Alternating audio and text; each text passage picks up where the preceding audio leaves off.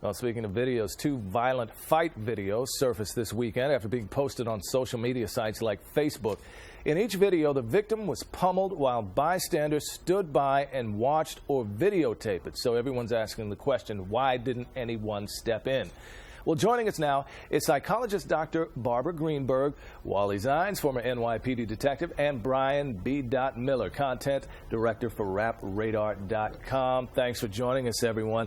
First of all, let's ask the overarching question here. Are we becoming more desensitized to these types of videos? We absolutely are. And we are because people are now seeing aggression as a form of entertainment. We have people of all ages videoing episodes of aggression, and it's a form of social currency once it's posted on YouTube. So yes, the answer is a resounding yes. Now, I mean, this thing got over 1 million hits. Now, can social media sites obviously World Star Hip Hop, I think, was the one that put it out first, and then, of course, people started posting it on Facebook. I mean, what are the legal ramifications, if any, to this? First Amendment rights you have, and also for instance, Facebook. Now, they say they put out to raise awareness. I mean, people today are becoming war correspondents. Now that they have their cameras, they can go out there, and they think that what they're doing is going to someone's going to call 9/11. It goes way back to Kitty Genovese, if you recall, when she was murdered in Queens, and she landed up screaming and yelling, and people were looking at that out the window, and no one called 9/11 till later on, and she landed up being murdered. In fact, I'm sure Dr. Greenberg can attest to this. Even in textbooks, they talk about the Kitty Genovese as being that bystander effect. That's Kitty Genovese was the landmark case. She was a woman who was stabbed repeatedly, and somebody eventually did call the police, but it was too little, too late. What goes on from a psychological perspective is something called diffusion of responsibility or bystander effect. Everybody assumes that somebody else will take action, and as a result, nobody takes action.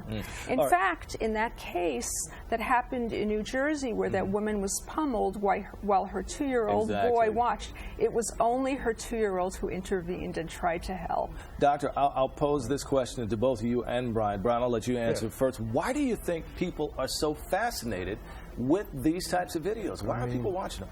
Everyone loves a car wreck, I mean, technology has enabled everyone to make a Zapruder film.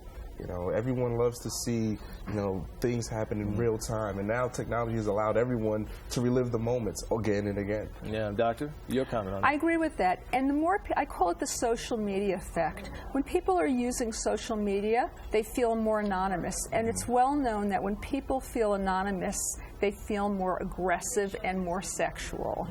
Wally, why are people so reluctant to report these things? Because we never hear about them really until they actually surface on video. Well, this is actually not a new phenomenon. If you go back to 1991, a guy named George Holliday, he filmed Rodney King being assaulted by the police.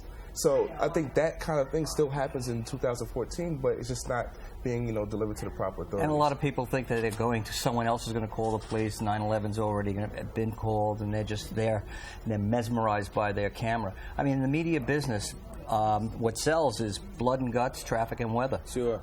All right. Well, folks, we appreciate you being with us this morning. And, of course, you can follow the discussion on PIX11.com as well. Thanks again. Thank you. Thank you. All right, let's take a look at our weather for the rest of the day and the rest of the week. Not looking too bad today, Linda, right?